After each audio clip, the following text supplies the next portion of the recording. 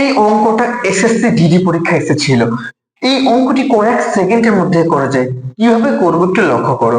এখানে আমাদের বলেছে যদি 4 সমান সমান 5b সমান সমান 20 হয়, তাহলে a is to b is to c এর মান কত? আমরা লিখে নিলাম a is to b is to c।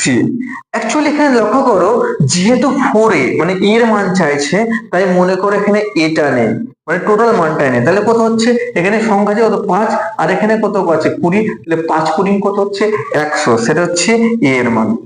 এবার বি এর মানটা বার করতে গেলে কি করব, মনে করো বিটা নেই, তাহলে বিটা যদি না থাকে, আচ্ছা কি এ আর সি আছে, তাহলে এ এর মান কত আছে বলো 4, আর সি এর মান কত আছে বলো 20, তাহলে 4 20 কত হচ্ছে, 4 20 হচ্ছে 80, তাহলে বি এর মান আমরা পেয়ে গেলাম 80।